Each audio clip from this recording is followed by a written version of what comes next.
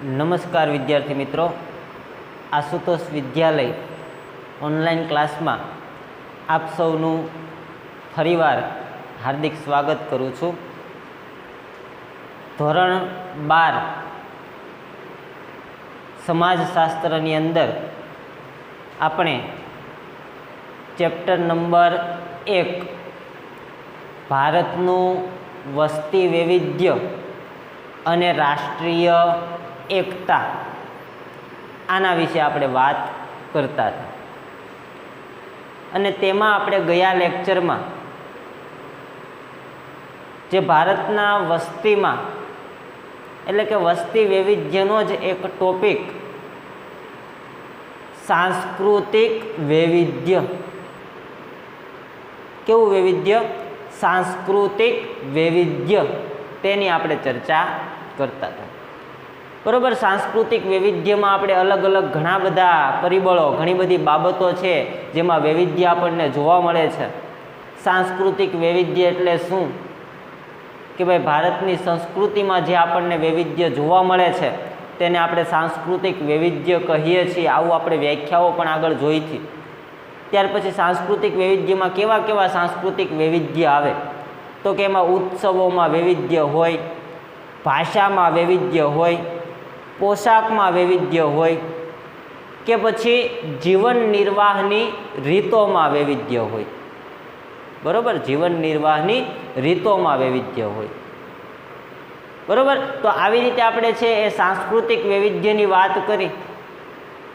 વસ્તી વૈવિધ્યની અંદર સૌથી પહેલું આપણું ધાર્મિક વૈવિધ્ય, ત્યાર પછી આપણું બીજું સ્ત્રી પુરુષના પ્રમાણમાં વૈવિધ્ય, ત્યાર પછી આપણું ત્રીજું સાંસ્કૃતિક વૈવિધ્ય અને ત્યાર પછીનું હવે આપણું છેલ્લું વૈવિધ્ય આવે છે। બરાબર, અને એ છે આપણું વંચિત સમૂહોમાં વૈવિધ્ય। બરાબર, અહીંયા મિત્રો 3 છે, અહીંયા 3 નહીં આવે, શું આવશે? 4 આવશે। આપણું ચોથું વૈવિધ્ય છે। બરાબર, કેવું વૈવિધ્ય? તો કે વંચિત સમૂહોમાં વૈવિધ્ય। વંચિત સમૂહોમાં વૈવિધ્ય એટલે કે વંચિત સમૂહો એટલે શું એ આપણને પહેલા ખબર હોવી જોઈએ। વંચિત સમૂહ કોને કહેવાય? બરાબર, તો મિત્રો એવા અમુક સમૂહો એટલે કે એવો વસ્તીનો એટલે કે જનસંખ્યાનો અમુક સમૂહ છે કે જે કેવો છે? વંચિત છે, એટલે કે અમુક બાબતોથી વંચિત છે, અમુક રીતે એનો વિકાસ થયેલો જોવા મળતો નથી, અમુક પરિબળની અંદર પોતે વિકાસ થતો અટકી ગયેલો છે।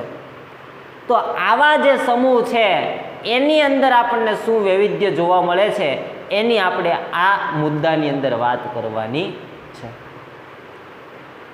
બરાબર, જે વંચિત આવા સમૂહો છે આપણે આગળ ભણવાનું છે પાઠ નંબર 3 ની અંદર,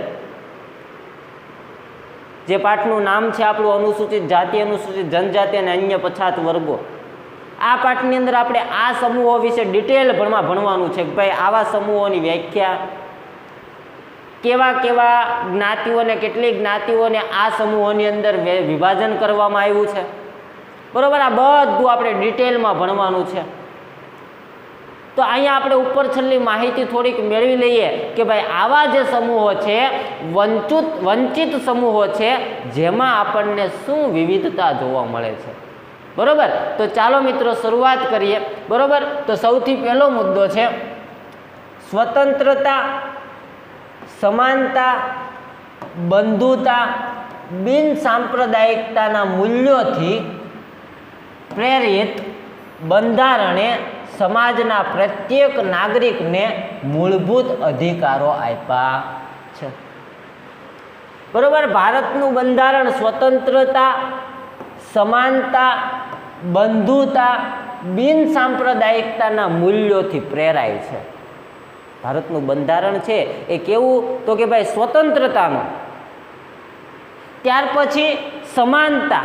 ભારતના બંધારણની અંદર ભારતના તમામ લોકોને એક સમાન ગણવામાં આવ્યા છે। કોઈ ઊંચું કોઈ નીચું, એવા ઉચ્ચ નીચના ભેદભાવ છે એ ભારતના બંધારણમાં જોવા મળતા નથી. એટલે કે ભારતના બંધારણમાં કેવું છે? સમાનતા છે. ત્યાર પછી બંધુતા, એકબીજા ભાઈચારાની ભાવનાથી જોડાયેલા હોય એવું આપણા બંધારણની અંદર કહે છે. બરોબર. ત્યાર પછી બિન સાંપ્રદાયિકતા, આપણે ધાર્મિક વૈવિધ્યની અંદર જોયું હતું કે ભાઈ ભારત છે એ કોઈ સંપ્રદાયને વરેલો નથી. ભારત કેવો દેશ છે?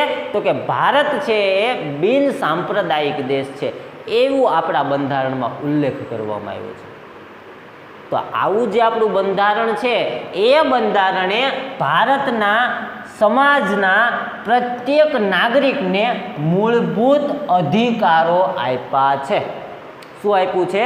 મૂળભૂત અધિકારો આપ્યા છે. તમને ખ્યાલ છે ભારતના તમામ નાગરિકોને અલગ અલગ કેટલા પ્રકારના? 6 પ્રકારના મૂળભૂત અધિકારો આપવામાં આવ્યા છે. જ્યારે આપણું બંધારણ ઘડાણું ત્યારે 7 અધિકારો હતા. આ 7માંથી હવે આપણે કેટલા અધિકારો છે? 6 અધિકાર છે, જે ભારતના તમામ નાગરિકને મળે છે. કોઈ આ જૂથનો નાગરિક છે જેને અધિકાર મળે છે, કોઈ આ જૂથનો નાગરિક છે જેને અધિકાર મળતા નથી. આવું આપણા બંધારણમાં નથી કીધું. ભારતના તમામ નાગરિકોને છે એ આ અધિકારો આપવામાં આવ્યા છે. બરોબર. તો આવી રીતે ભારતના બંધારણે મૂળભૂત અધિકારો, આપણા 6 અધિકારો તમને કદાચ નામ આવડતા હશે. બરોબર. તો આવા 6 અધિકારો આપવામાં આવ્યા છે. સાથોસાથ સમાજના વંચિત સમૂહો માટે વિશેષ જોગવાઈઓ કરીને તેમના ઉત્કર્ષ માટે પ્રયત્નો કર્યા છે. હવે મિત્રો, આ જે વંચિત સમૂહો છે ને, એ વંચિત સમૂહોનો વિકાસ થતો અટકી ગયેલો છે. એટલે કે જે સમૂહનો વિકાસ થઈ ગયો છે એની સાથે વંચિત સમૂહનો વિકાસ થયો નથી. તો હવે આ જે વિકસિત સમાજ છે એની સાથે આ વંચિત સમૂહોને લાવવા માટે શું કર્યું છે બંધારણની અંદર? તો કે એના માટે છે એ બંધારણની અંદર આવા સમૂહો માટે અલગ જોગવાઈઓ કરી છે, અલગ લાભો આપ્યા છે, અલગ યોજનાઓ આપી છે કે જેથી કરીને છે એ આ જે પાછળ રહી ગયેલો સમાજ છે, પાછળ રહી ગયેલો સમૂહ છે, જેને આપણે છે એ વિકસિત સમાજ સુધી પહોંચાડી શકીએ. તો આવી રીતે આપણા બંધારણમાં મિત્રો છે એ આવા સમૂહોના વિકાસ માટે અલગ અલગ જોગવાઈઓ પણ કરવામાં આવી છે. બરોબર. ત્યાર પછી કેવી કેવી જોગવાઈ કરવામાં આવી છે મેં તમને કીધું એમ આગળના પાઠની અંદર આપણે ભણવાનું છે કે આવા સમૂહો માટે કેવી કેવી જોગવાઈઓ, આમ ઠેઠ મૂળથી આખું ખૂંદી નાખવાનું છે આપણે આ અનુસૂચિત જાતિ, અનુસૂચિત જનજાતિ અને અન્ય પછાત વર્ગો. બરોબર. જોઈએ આગળ. આ વંચિત સમૂહો મુખ્યત્વે 3 કેટેગરીમાં સમાવિષ્ટ છે. આ જે વંચિત સમૂહો છે એ મુખ્ય કેટલા વિભાગમાં વહેંચવામાં આવ્યો છે, કેટલી કેટેગરીમાં વહેંચવામાં આવ્યો છે? તો કે 3 કેટેગરીમાં વહેંચવામાં આવ્યો છે. જેમાં સૌથી પહેલું છે અનુસૂચિત જાતિ, જેને ઇંગ્લિશમાં શિડ્યુલ કાસ્ટ કહેવાય. શું કહેવાય? શિડ્યુલ કાસ્ટ, જેને ટૂંકમાં SC તરીકે પણ ઓળખવામાં આવે છે. શિડ્યુલનો S અને કાસ્ટનો C, એટલે કે એને ટૂંકમાં SC તરીકે પણ ઓળખવામાં આવે છે. તો આ પહેલો વિભાગ. બીજો વિભાગ છે મિત્રો અનુસૂચિત જનજાતિ, જેને ઇંગ્લિશમાં શિડ્યુલ ટ્રાઇબ તરીકે ઓળખવામાં આવે છે. બરોબર. જેને ઇંગ્લિશમાં શિડ્યુલ ટ્રાઇબ્સ તરીકે ઓળખવામાં આવે છે, જેને ટૂંકમાં છે એ ST તરીકે પણ ઓળખીએ છીએ. શિડ્યુલનો S, ટ્રાઇબનો T, એટલે કે ST તરીકે પણ ઓળખીએ છીએ. તો આ મિત્રો આપણો બીજો વિભાગ છે. ત્યાર પછી ત્રીજો વિભાગ છે આપણો અન્ય પછાત વર્ગો. બરોબર. જેને ઇંગ્લિશમાં અધર બેકવર્ડ ક્લાસીસ તરીકે ઓળખવામાં આવે છે. ઇંગ્લિશમાં શું કહેવાય છે? અધર બેકવર્ડ ક્લાસ, અન્ય પછાત વર્ગો, જેને આપણે છે એ ટૂંકમાં OBC તરીકે ઓળખીએ છીએ. અધરનો ઓ, બેકવર્ડનો બી અને ક્લાસનો સી, એટલે કે અધર બેકવર્ડ ક્લાસ OBC, અન્ય પછાત વર્ગો. તો આવી રીતે મિત્રો છે એ આ વંચિત સમૂહોને અલગ અલગ કેટલા વિભાગમાં વિભાજિત કર્યું છે? તો કે 3 વિભાગમાં વિભાજિત કર્યું છે. કયા કયા? તો કે એક અનુસૂચિત જાતિ, અનુસૂચિત જનજાતિ અને અન્ય પછાત વર્ગો. કદાચ 2 માર્કની અંદર નો કરે નારાયણ ને કરે સત્યનારાયણ, જો પૂછાઈ ગયો પ્રશ્ન તો આપણા રોકડા માર્ક છે કે નથી? તો કે હા છે. બરોબર. વંચિત સમૂહોને મુખ્યત્વે કેટલી વિભાગમાં વહેંચવામાં આવ્યો છે? તો કેટલા વિભાગમાં?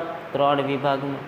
બરોબર. કયા કયા? તો કે એક છે અનુસૂચિત જાતિ, અનુસૂચિત જનજાતિ અને અન્ય પછાત વર્ગ. ઓકે, બરાબર. તો ચાલો આગળ ચાલીએ. હવે સામાન્ય રીતે આદિવાસીઓને અનેકવિધ નામથી ઓળખવામાં આવે છે, પણ તેમનો બંધારણીય રીતે અનુસૂચિત જનજાતિ તરીકે ઉલ્લેખ કરવામાં આવે છે. સામાન્ય રીતે જે આદિવાસી સમૂહ છે, કેવો સમૂહ? આદિવાસી સમૂહ. આ આદિવાસી સમૂહને અલગ અલગ ઘણા બધા નામે બોલાવવામાં આવતો હોય, અલગ અલગ એના ઘણા બધા નામ હોય, પરંતુ ભારતના બંધારણમાં મિત્રો છે આદિવાસી માટે એક જ શબ્દ પ્રયોજ્યો છે. એ કયો શબ્દ? તો કે અનુસૂચિત જનજાતિ. ખાસ યાદ રાખવાનું મિત્રો, આદિવાસી માટે બંધારણની અંદર કયો શબ્દ પ્રયોજવામાં આવ્યો છે, એટલે કે ઉપયોગ કરવામાં આવ્યો છે? તો કે અનુસૂચિત જનજાતિ. બીજા કોઈ શબ્દનો ઉલ્લેખ ભારતના બંધારણમાં છે નહીં. આદિવાસી સમૂહ એટલે અનુસૂચિત જનજાતિ, બરોબર. બાકી કોઈ ઉલ્લેખ ભારતના બંધારણમાં આદિવાસીઓ માટે છે નહીં. બરોબર. આગળ ચાલીએ.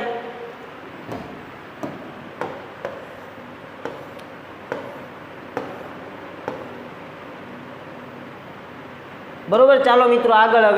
હવે આપણને છે એક કોષ્ટક આપ્યું છે, બરોબર.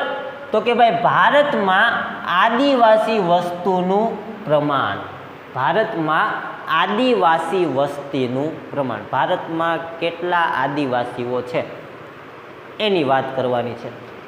તો ભારતમાં આદિવાસીનું પ્રમાણ વર્ષ 1951 અને 2011ની દ્રષ્ટિએ છે.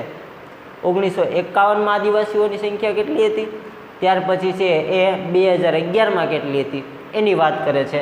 તો અહીંયા તમે જોઈ શકો છો 1951માં મિત્રો છે એ આદિવાસીઓની જનસંખ્યા કેટલી હતી? તો કે આદિવાસીઓની જનસંખ્યા 1,91,47,054. કેટલી સંખ્યા હતી આદિવાસીનું મિત્રો? 1,91,47,054. અને જે કુલ વસ્તીના કેટલા ટકા હતા? તો કે ભાઈ 2.26%. બરોબર. 2.26% ભારતની અંદર 1951માં આદિવાસીઓ હતા. માત્ર કેટલા? 2.26. એટલે આ બહુ ઓછી વસ્તી કહેવાય. આદિવાસીની બહુ કેવી વસ્તી કહેવાય? ઓછી વસ્તી કહેવાય, 2.26%. ત્યાર પછી 2011ની વાત કરીએ તો 2011ની અંદર 1 કરોડમાંથી જો મિત્રો કેટલા થઈ જાય છે? 10 કરોડ થઈ જાય છે. 10,42,81,054. વિચાર તો કરો, આ 1951 થી 2011 સુધીમાં 60 વર્ષનો ગાળો છે, બરોબર. તો ત્યાં સુધીમાં છે આદિવાસીઓની સંખ્યા 10 કરોડ. 1 કરોડમાંથી કેટલી થઈ જાય છે? 10 કરોડ. અને જે વસ્તીના કેટલા ટકા? તો કે ભાઈ 8.60%. 8.60%. તો એ પણ થોડીક ઓછી જ કહેવાય. તો આવી કંઈક ભારતની અંદર છે આદિવાસીઓની વસ્તી હતી મિત્રો, બરોબર. બહુ ખાસ યાદ રાખવા જેવી બાબત નથી, બરાબર. પણ આ વસ્તુ એક યાદ રાખવાનું, 2011માં છે એ આદિવાસીઓની વસ્તી કેટલા ટકા ભારતમાં હતી? તો કે 8.60%. બરાબર. એ કદાચ પૂછાવો હોય તો પૂછાઈ જાય. બરાબર. તો આ રીતે મિત્રો આદિવાસીઓની સંખ્યા આ કેમાંથી ટૂંકમાં છે આ કોષ્ટક આપવામાં આવ્યું છે? તો કે વસ્તી ગણતરી થયેલી ક્યારે તો કે ભાઈ 1951માં અને 2011માં જે વસ્તી ગણતરી થઈ એના ઉપરથી આ કોષ્ટક તૈયાર કરવામાં આવ્યું છે. બરાબર. ચાલો હવે આગળ જોઈએ. ઉપરયુક્ત કોષ્ટક પરથી જણાય છે કે 1951માં આદિવાસીઓની વસ્તી 2.26% હતી, તે 2011માં વધીને 8.60% થઈ ગઈ. આ કોષ્ટક ઉપરથી આપણને ખ્યાલ આવે કે કોષ્ટકમાં છે 1951માં આદિવાસીની સંખ્યા કેટલી હતી? તો કે 2.26%. બરાબર. જે વધીને 2011માં કેટલી થઈ જાય છે? તો કે ભાઈ 8.60%. કેટલી થઈ જાય છે? 8.60%. એટલે કે ટૂંકમાં નિરંતર શું થયો? તો કે ભાઈ વધારો થયેલો આપણને જોવા મળે છે. આદિવાસીઓમાં વધારો થયેલો જોવા મળે છે. ઓકે. બરાબર. તો ચાલો મિત્રો આગળ જોઈએ.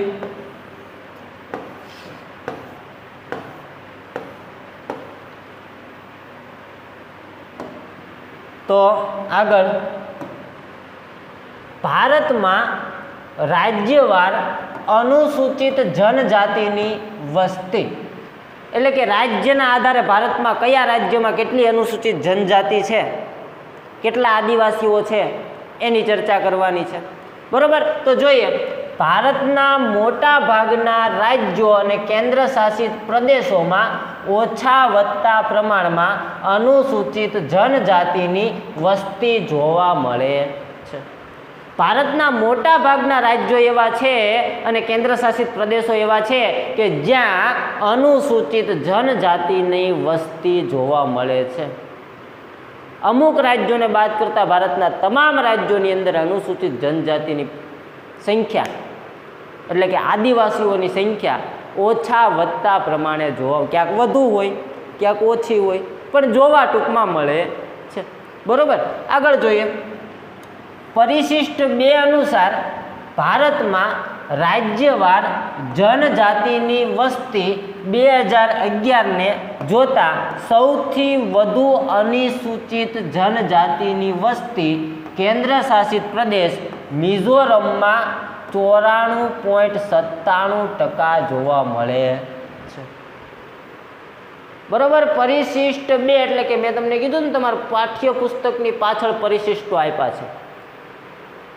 એમાં પરિશિષ્ટ 2 મુજબ એટલે કે 2011ની જે વસ્તી ગણતરી થઈ હતી એ વસ્તી ગણતરી મુજબ ઓલ ઓવર ભારતની અંદર, ઓલ ઓવર ઇન્ડિયાની અંદર સૌથી વધુ અનુસૂચિત જનજાતિની સંખ્યા, આદિવાસીઓની સંખ્યા ક્યાં જોવા મળી હતી? તો કે ભાઈ મિઝોરમમાં જોવા મળી હતી. અને કેટલી હતી? તો કે 94.97%. મિત્રો યાદ રાખવાનું છે.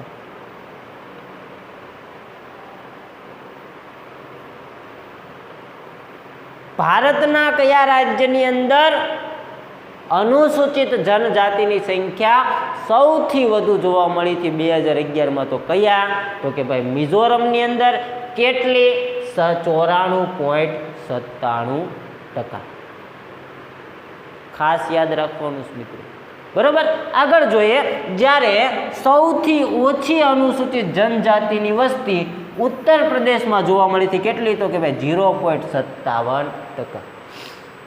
સૌથી ઓછી અનુસૂચિત જનજાતિની સંખ્યા ક્યાં જોવા મળી હતી? તો કે ઉત્તર પ્રદેશની અંદર. કેટલી? તો કે ભાઈ 0.57%.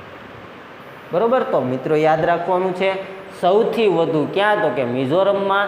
કેટલી? તો કે 94.97%. મિઝોરમની અંદર વાત કરો તમે મિત્રો, 94.97% આદિવાસીઓ, બાકીના 6% તે કેટલા? તો કે ભાઈ અન્ય સમૂહના. તો સૌથી વધુ મિઝોરમની અંદર, સૌથી ઓછી તો કે ઉત્તર પ્રદેશમાં. કેટલી? તો કે ભાઈ 0.57%. બરાબર. આગળ જોઈએ. ભારતમાં નાગાલેન્ડ, મિઝોરમ, અરુણાચલ પ્રદેશ, મેઘાલય, દાદરા નગર હવેલી, લક્ષદ્વીપમાં મોટા ભાગની વસ્તી વસવાટ કરે છે. ભારતના આ બધા રાજ્યો અને કેન્દ્રશાસિત પ્રદેશો છે જ્યાં આ અનુસૂચિત જનજાતિની વધારે વસ્તી વસવાટ કરે છે. કયા કયા? તો કે નાગાલેન્ડ, મિઝોરમ, મેઘાલય, અરુણાચલ પ્રદેશ, દાદરા નગર હવેલી અને લક્ષદ્વીપ. આ વિસ્તારો ભારતના એવા છે જ્યાં વધારે પડતી અનુસૂચિત જનજાતિની સંખ્યા છે. વધારે પડતી અનુસૂચિત જનજાતિની સંખ્યા છે. બરાબર. તો ચાલો મિત્રો, આ રીતે યાદ રાખવાનું. આની અંદર આપણે શું છે તો કે ભાઈ સૌથી વધુ મેઘાલયની મિઝોરમની અંદર કેટલી? ભાઈ 94.97%.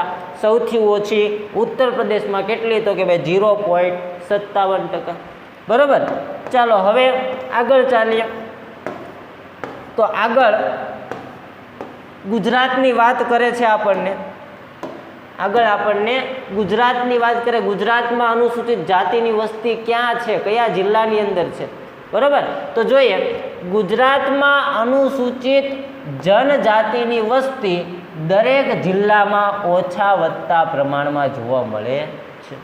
જેમ ભારતની અંદર દરેક રાજ્યોમાં જોવા મળે એમ ગુજરાતમાં પણ છે અનુસૂચિત જનજાતિની સંખ્યા ઓછા વધતા પ્રમાણે દરેક જિલ્લાની અંદર જોવા મળે છે. બરાબર. ત્યાર પછી પરિશિષ્ટ 3 અનુસાર ગુજરાતમાં જિલ્લાવાર અનુસૂચિત જનજાતિની વસ્તી 2011 પ્રમાણે સૌથી વધુ અનુસૂચિત જનજાતિની વસ્તી ધરાવતો જિલ્લો કયો છે? ડાંગ છે. કેટલું? તો કે ભાઈ 94.65%. બરાબર. ડાંગની અંદર નકરા ઉલ્લુલુલ્લુ હાલ હું એ જ થતું હોય. નકરા આદિવાસીઓ જ તે. અને મિત્રો ખૂબ આપણી આમ કહેવાય ને આદિવાસીઓની સંસ્કૃતિને જાળવી રાખેલી ડાંગની અંદર. ડાંગ દરબારનો મેળો ભરાય ગુજરાતની અંદર. બરોબર. તમે 10મા ધોરણની અંદર ભણીને આવ્યા છો ડાંગ દરબારનો મેળો. બરોબર. ખૂબ જ ગુજરાતનો પ્રખ્યાત મેળો છે. અને એ મેળો આદિવાસી મેળો છે. કેવો મેળો છે? આદિવાસીઓનો મેળો છે. હોળી પછીના કંઈક 5મા કે 7મા દિવસે ભરાય ડાંગ દરબારનો મેળો. બરોબર. તો આ રીતે ગુજરાતની અંદર છે એ સૌથી વધુ આદિવાસીઓની વસ્તી આપણને ક્યાં જોવા મળે છે? તો કે ભાઈ ડાંગમાં જોવા મળે છે. કેટલી? તો કે ભાઈ 94.65%. બરોબર. ત્યારે સૌથી ઓછી વસ્તી ધરાવતો જિલ્લો ભાવનગર છે. ભાવનગર. હા, આપણે ગામડામાં ઘણી બધી બાયું છે ભાવનગર નો કે ભાવનગર કે. ક્યાં ગયા હતા? લાવ તો ભાવનગર ગયા હતા. બરોબર. તો આ ભાવનગરની અંદર સૌથી ઓછી આદિવાસી વસ્તી છે. કેટલી? તો કે ભાઈ 0.32%.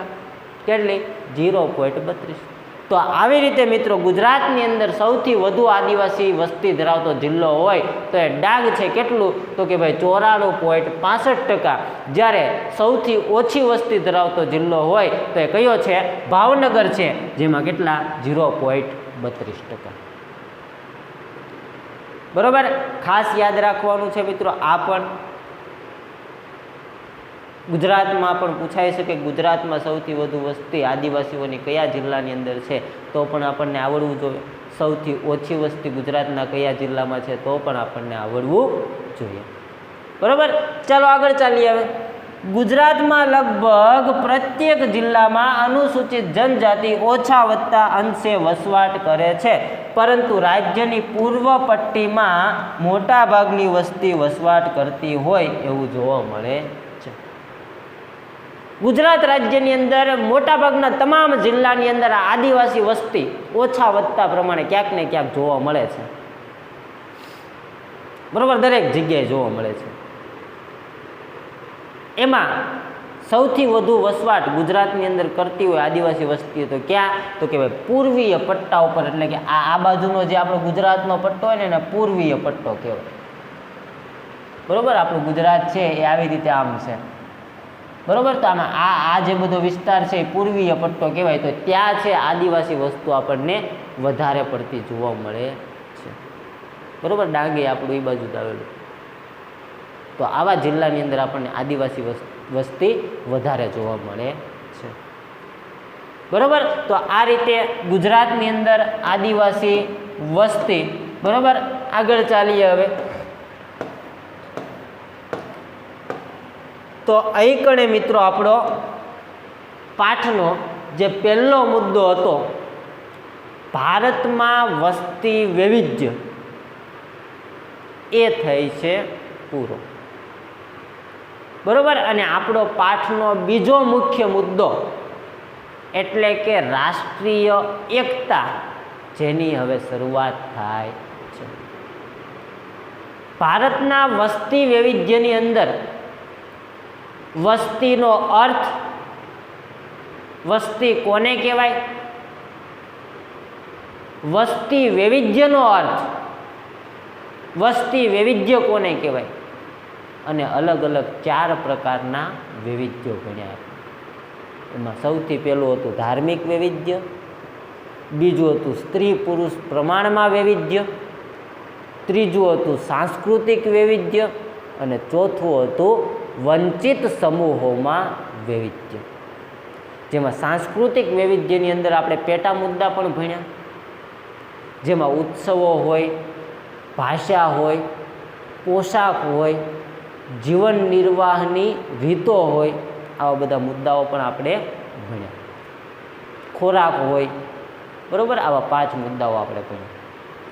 ત્યાર પછી આપણે ચોથું જોયું અત્યારે વંચિત સમૂહોનું વૈવિધ્ય, જેમાં આપણે જોયું વંચિત સમૂહોને અલગ અલગ 3 વિભાગની અંદર વહેંચવામાં આવ્યું છે: અનુસૂચિત જાતિ, અનુસૂચિત જનજાતિ અને અન્ય પછાત વર્ગો. જેમાંથી અનુસૂચિત જનજાતિ એટલે કે આદિવાસી, તો આદિવાસીઓની સંખ્યા ક્યાં કેટલી છે એની આપણે વાત કરી.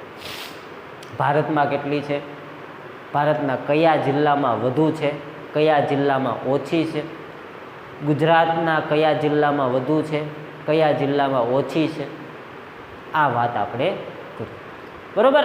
હવે આપણે આ પાઠનો બીજો મુખ્ય મુદ્દો એટલે કે રાષ્ટ્રીય એકતા. કયો મુદ્દો છે? રાષ્ટ્રીય એકતા, જેની હવે આપણે ચર્ચા કરવાની છે. સૌથી પહેલા આપણને છે એ પ્રસ્તાવના આપી છે, રાષ્ટ્રીય એકતાની પ્રસ્તાવના આપી છે. તો સૌ પ્રથમ આપણે પ્રસ્તાવનાની વાત કરીએ. મેં જ્યારે મિત્રો પાઠ શરૂ કર્યો ત્યારે તમને પ્રસ્તાવનાની વાત કરી હતી. પાઠની પ્રસ્તાવના સૌથી પહેલાં આપણે ભણ્યા હતા. તો મિત્રો આ રીતે આ પણ આપણે પ્રસ્તાવનામાં જ ગણશું, બરાબર. આપણા આ પાઠની પ્રસ્તાવનામાં આમાંથી પણ તમે લખી શકો, બરાબર. તો ચાલો શરૂઆત કરીએ, જોઈએ કેવી પ્રસ્તાવના છે રાષ્ટ્રીય એકતાની. તો શરૂઆત કરીએ. ભારત અનેક વિવિધતાથી ભરેલો ઉપખંડ છે. એ તો આપણે આગળ જોયું કે ભારત અનેક વિવિધતા એટલે કે વિવિધતા, બરોબર, અનેક વિવિધતા ધરાવતો ઉપખંડ છે એવું કીધું ભારત, બરોબર. ત્યાર પછી અહીં સામાજિક, સાંસ્કૃતિક, ભૌગોલિક, ધાર્મિક, ભાષાકીય, પ્રાદેશિક વગેરે પાસાઓમાં અનેક વિવિધતા જોવા મળે છે. આપણે આગળ ભણીને આવ્યા. ભારતની અંદર સામાજિક વૈવિધ્ય એટલે કે વિવિધતા પણ જોવા મળે છે, અનેક વિવિધતા જોવા મળે છે. ત્યાર પછી સાંસ્કૃતિક વિવિધતા જોવા મળે છે. ત્યાર પછી ભૌગોલિક વિવિધતા જોવા મળે છે. ત્યાર પછી ધાર્મિક વિવિધતા જોવા મળે છે. ત્યાર પછી ભાષાકીય, ભાષાઓમાં પણ વિવિધતા જોવા મળે છે. અને પ્રાદેશિક એટલે કે અલગ અલગ પ્રદેશોમાં પણ આપણને વિવિધતા જોવા મળે છે. તો આવી રીતે ભારત દેશની અંદર આવી તમામ બાબતોમાં વૈવિધ્ય જોવા મળે છે, વિવિધતા જોવા મળે છે, અનેક વિવિધતા જોવા મળે છે, બરોબર. આગળ જોઈએ. આ વિભિન્ન ઉપજૂથો વચ્ચે પારસ્પરિક સહકાર ભર્યા તથા સુમેળ ભર્યા સંબંધ હોવા જરૂરી નહીં પરંતુ અનિવાર્ય છે. હવે આવી બધી વિવિધતા એટલે કે આવા બધા વિભિન્ન ઉપજૂથો, બરોબર, એટલે કે સાંસ્કૃતિક, સામાજિક, ભૌગોલિક કે પછી ધાર્મિક કે પછી ભાઈ આ બધા જે ઉપજૂથો છે એના કારણે બધાય વચ્ચે પારસ્પરિક એટલે કે એકબીજા વચ્ચે, પારસ્પરિક એટલે કે એકબીજા વચ્ચે સહકાર ભર્યા એટલે કે એકબીજાને સહકાર આપે એવા. કેમ આપણે પેન નો લાવે તો આપણી બાજુવાળી બેનપણી આપણો ભાઈબંધ છે એ પેન આપણને આપે તો આ એક સહકાર થયો. શું થયો? સહકાર. બરોબર. તો આવા સહકાર ભર્યા અને સુમેળ ભર્યા, એકબીજાનો મન મેળ બેસે એવા. નહીતર બે ભાઈબંધ હોય એકબીજાને આમ કહેવાય ને 36નો આંકડો હોય, ઓલો આમ કેમ તો નહીં, હું આમ જ કહું અને એમ જ થવું જોઈએ. આ બાકી કંઈ થવું જ ન જોઈએ, હું કહું એમ જ થવું જોઈએ. બરોબર. એવા સંબંધો ન હોવા જોઈએ, બંનેને સુમેળ ભર્યા હોવા જોઈએ, એકબીજાના મનમેળ બેસતા હોય એવા સંબંધો હોવા જોઈએ. બરોબર. તો એવા સંબંધો હોવા જરૂરી નહીં પરંતુ અનિવાર્ય. આવા સંબંધો હોવા એ જરૂરી નથી, અનિવાર્ય છે. બરોબર. એ જરૂરી નથી, અનિવાર્ય છે. તો આ ભારતની વિશેષતા છે કે ભાઈ આ બધું અલગ અલગ હોવા છતાં પણ છે એ આ બધી વસ્તુ હોવી જરૂરી નથી. કદાચ ન જ હોય, અલગતા હોય ને તો એકબીજા અંદરો અંદર બાધમબાધી ઝઘડામાં ઝઘડી થતી હોય, પરંતુ ભારત દેશની અંદર છે આવી વસ્તુ નથી જોવા મળતી એવું આપણા બંધારણની અંદર કહે છે, આ આપણી સંસ્કૃતિ કહે છે. બરોબર કે ભાઈ આ વસ્તુ અનિવાર્ય છે. ત્યાર પછી આગળ જોઈએ તો કે ભારતીય સમુદાયના નાગરિકો પરસ્પર એકબીજાને તેમજ સમગ્ર રાષ્ટ્ર પ્રત્યે વફાદાર હોય તે અનિવાર્ય છે. રાષ્ટ્ર પ્રત્યે વફાદાર તો રહેવું જ પડે, એના વગર તો ચાલે નહીં. તમે દેશને દગો કરી ન શકો, વફાદાર રહેવું જોઈએ. કેમ આપણે આમ કહેવાય ને અમુકના કૂતરા હોય માલિકને વફાદાર હોય, બરોબર, માલિકને વફાદાર હોય, વફાદાર રહેવું પડે ને. આપણે ભારત દેશના વતની છીએ, ભારત મારો દેશ છે આવું આપણે બોલેલા, બરોબર. તો આવી રીતે વફાદારી નિભાવવી પડે છે, આવી રીતે વફાદારી શું કરવી પડે છે? નિભાવવી પડે છે. એ અનિવાર્ય છે. ભારતનો તમામ નાગરિક હોય, પ્રત્યેક નાગરિક હોય, આ તમામ નાગરિકોને ભારત પ્રત્યે કેવું રહેવું જોઈએ? વફાદાર રહેવું એ અનિવાર્ય છે, એના વગર ચાલે એમ છે નહીં. વફાદાર તો રહેવું જ પડે, બરાબર. ત્યાર પછી બધા ભારતીયો રાષ્ટ્રના ધ્યેયોને પોતાના અંગત ધ્યેયો ગણે તે રાષ્ટ્રીય એકતા માટે મહત્વનું છે. જે રાષ્ટ્રનો ધ્યેય છે, જે રાષ્ટ્રનો ગોલ છે, એ તમામ ભારતીયોનો ધ્યેય છે, તમામ ભારતીયોનો ગોલ છે. આવું માને તમામ ભારતીયો એ રાષ્ટ્રીય એકતાનું મહત્વનું પરિબળ છે. એને એક પ્રકારની શું કહેવાય છે? રાષ્ટ્રીય એકતા કહેવાય છે. ભારતની અંદર જ્યારે અંગ્રેજોનું શાસન ચાલતું હતું મિત્રો, ત્યારે ભારતના તમામ લોકોએ છે પોતાના ઘર છોડીને પોતે આઝાદીની લડતમાં ચાલી નીકળ્યા હતા. ઘણા બધા ક્રાંતિવીરો વિશે આપણે જાણીએ છીએ અને આ ક્રાંતિવીરોએ પોતાના લોહી રેડીને પણ આપણને આઝાદી અપાવી. તો આ આઝાદીના સમયે છે આ ક્રાંતિવીરો જે હતા એનો ધ્યેય હતો. શું હતો? ધ્યેય. અને એ ધ્યેય શું હતો? જે રાષ્ટ્રનો ધ્યેય હતો. રાષ્ટ્રનો ધ્યેય હતો ભાઈ આઝાદ થવું. રાષ્ટ્રનો ધ્યેય શું હતો? આઝાદ થવું. તો તમામ ભારતીયનો ધ્યેય પણ શું થઈ ગયો કે આઝાદ થવું. અને જે પોતે છે એ રાત દિવસ જોયા વગર રાષ્ટ્રના ધ્યેય તરફ આગળ વધ્યા. બરોબર. આપણા પણ અત્યારે ઘણાના મનમાં હોય કે મારે દેશ માટે કંઈક કરવું છે, મારે ભારતીય સૈન્યમાં એટલે કે આર્મીમાં જઈને દેશ માટે કંઈક કરવું છે.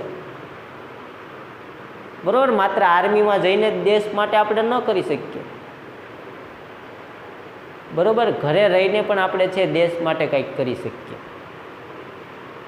તો આ એક પ્રકારનું શું છે તો કે ભાઈ દેશ માટે વફાદાર રહ્યા કહેવાય. બરોબર. તો આવી રીતે છે એ દેશનું જે ધ્યેય હોય, આપણી ફરજોમાં પણ છે, બંધારણની જે આપણને ફરજ આપી છે, આ ફરજોની અંદર પણ આ વસ્તુ આપણને આપી છે. બરોબર. કે ભાઈ છે એ દેશનો ધ્યેય એ આપણો અંગત ધ્યેય કહેવાય છે. દેશનો ધ્યેય એ આપણો અંગત ધ્યેય. ત્યાર પછી આગળ જોઈએ, ભારતીય સમુદાયના વિકાસ કે પ્રગતિમાં હાલ કોમવાદ, આતંકવાદ, જ્ઞાતિવાદ, નક્સલવાદ, પ્રદેશવાદ, ભાષાવાદ, અલગતાવાદ જેવી અનેક સમસ્યાઓ પડકારરૂપ છે. બરોબર. ભારતીય સમુદાયના વિકાસ કે પ્રગતિની અંદર, બરોબર, જો આપણે આપણો વિકાસ, આપણી પ્રગતિ કરવી હોય તો આપણે બધાયની સાથે રહીને ચાલવું પડે. જ્યારે ભારત દેશની અંદર એવા અમુક પરિબળો છે જેના કારણે ભારતીય સમુદાયનો, ભારતીય સમાજનો વિકાસ રૂંધાય છે. શું થાય છે? રૂંધાય છે. એ કેવા કેવા પરિબળો છે તો કે ભાઈ સૌથી પહેલું તો કોમવાદ.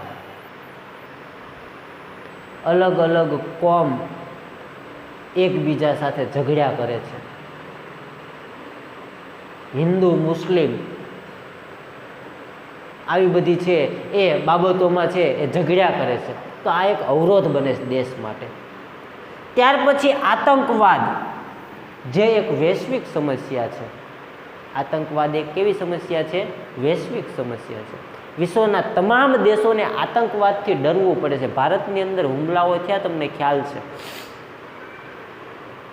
ભારતની સંસદ ઉપર હુમલો થયો આતંકવાદીઓનો. મુંબઈની તાજ હોટેલમાં હુમલો થયો. બરોબર. આપણા ગુજરાતની અંદર આ જે ગાંધીનગરમાં આવેલું અક્ષરધામ મંદિર છે ત્યાં આતંકવાદી હુમલો થયો. તો આવા આતંકવાદને કારણે ભારતનો વિકાસ કે કોઈ પણ દેશનો વિકાસ શું થઈ જાય છે? રૂંધાઈ જાય છે, અડચણરૂપ બને છે, અવરોધ ઊભો થાય છે. બરોબર. તો આતંકવાદ, જ્ઞાતિવાદ, એકબીજા જ્ઞાતિઓ પોતાની જ્ઞાતિનું ખેંચવામાં રહે. બરોબર. જેના કારણે છે જ્ઞાતિવાદ ઊભો થાય. બરોબર. તો આ જ્ઞાતિવાદ. ત્યાર પછી નક્સલવાદ. નક્સલીઓ તમને ખબર છે, ઘણીવાર તમે ટીવીમાં કે છાપામાં જોતા હશો, સમાચારમાં, કે ભાઈ નક્સલવાદીઓએ આપણા આટલા ભારતીય જવાનોને છે એ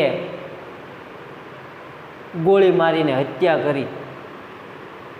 બરોબર. તો આ આતંકવાદીઓ જેવા જ છે નક્સલવાદીઓ, જે દેશના અમુક વિસ્તારોની અંદર રહી અને દેશને અવરોધ ઊભો કરતા હોય. તો આવો નક્સલવાદ. ત્યાર પછી છે એ પ્રદેશવાદ. બરોબર. અલગ અલગ પ્રદેશનું લોકો ખેંચતા હોય કે ભાઈ આ ફલાણો તો આ પ્રદેશનો છે, ફલાણો તો આ પ્રદેશનો છે. તો આ એક પ્રકારનો પ્રદેશવાદ પણ છે. આમાં શું થાય તો કે ભાઈ અલગ થવાનું આમાં બધું વલણ હોય. બરોબર. તો આવા પ્રદેશવાદ, ભાષાવાદ, ભાષાઓને આધારે અલગતા હોય. બરોબર. ત્યાર પછી અલગતાવાદ. બરાબર, આવા બધા અનેક સમસ્યાઓ છે ભારતીય સમાજની અંદર, ભારતીય સમુદાયની અંદર, જે ભારતીય સમુદાયનો અવરોધ થતાં અટકાવે છે. ભારતીય સમુદાયને છે એક અડચણરૂપ બને છે, જેના કારણે ભારતીય સમુદાયની અંદર એકતા સર્જાતી નથી. જેના કારણે ભારતીય સમુદાયની અંદર એકતા સર્જાતી નથી. તો આ રીતે મિત્રો છે એ આપણો પ્રસ્તાવના છે. બરોબર, આગળ જોઈએ હવે. તો આગળ મિત્રો હવે રાષ્ટ્રીય એકતાની વ્યાખ્યાઓ આવશે. બરોબર, પણ આજે આપણે અહીંયા સુધી રાખવું છે, આપણો ટાઈમ પૂરો થાય છે. બરોબર, એટલા માટે આપણે આજે અહીંયા સુધી રાખીએ રાષ્ટ્રીય એકતાની પ્રસ્તાવના. બરોબર, તો આજના લેક્ચરની અંદર આપણે મિત્રો 2 ટોપિકની વાત કરી. એમાં એક હતો વંચિત સમૂહોનું વૈવિધ્ય. બરોબર, વંચિત સમૂહોને અલગ અલગ 3 વિભાગમાં વેચ્યા છે: અનુસૂચિત જાતિ, અનુસૂચિત જનજાતિ અને અન્ય પછાત વર્ગો. જેમાં આપણે અનુસૂચિત જનજાતિ એટલે કે આદિવાસીઓની ભારતમાં કેવી સંખ્યા છે એના આપણે વાત કરી હતી. 1951માં ભારતમાં કેટલી હતી અને 2011માં કેટલી હતી. બરોબર, ત્યાર પછી આદિવાસીઓની સંખ્યા સૌથી વધુ કયા રાજ્યની અંદર છે, સૌથી ઓછી કયા રાજ્યની અંદર છે, ગુજરાતમાં આદિવાસીઓની વસ્તી સૌથી વધુ કયા જિલ્લાની અંદર છે, કયા જિલ્લામાં ઓછી છે સૌથી. તો આની આપણે વાત કરી અને ત્યાં આપણે વસ્તી વૈવિધ્ય પૂરું કર્યું. બરોબર, અને ત્યાર પછી આપણા પાઠનો મુખ્ય બીજો ટોપિક એટલે કે રાષ્ટ્રીય એકતા, જેની આપણે શરૂઆત કરી અને રાષ્ટ્રીય એકતાની પ્રસ્તાવના વિશે આપણે વાત કરી. જે મેં તમને આગળ પ્રસ્તાવના આપી હતી, સમજાવી હતી, એ પ્રસ્તાવની સાથે આ આપણે પ્રસ્તાવના પણ જોડી દેવાની છે. એ પ્રસ્તાવનાની સાથે આપણે આ પ્રસ્તાવના પણ જોડી દેવાની છે. અને હું તમને વોટ્સએપમાં આપું એટલું તમારે હોમવર્ક કરવાનું છે. પ્રસ્તાવના હું તમને લખવા આપીશ આવડ્યા, અને આપણે પાકી પણ કરવાની. જેમ ઓલી તમે પાકી કરી છે એવી રીતે આ પ્રસ્તાવના પણ પાકી કરવાની છે. બરોબર, આવતા લેક્ચરની અંદર આપણે અહીંથી આગળ એટલે કે રાષ્ટ્રીય એકતાની વ્યાખ્યાઓ ત્યાંથી શરૂઆત કરશું. આજે અહીંયા સુધી રાખીએ છીએ. આવતા લેક્ચરમાં અહીંથી આગળ વાત કરશું. ચાલો મિત્રો, આવજો, વાંચતા રહેજો, લેક્ચર જોતા રહેજો. આપણે 12મા ધોરણની અંદર છીએ. આપણે હવે નવરાય છે નહીં, એટલે હોમવર્ક આવે એ હોમવર્ક કરી અને વાંચતા રહેજો. દિવસની અંદર જેટલું તમારાથી થાય એટલું વાંચન રાખજો મિત્રો.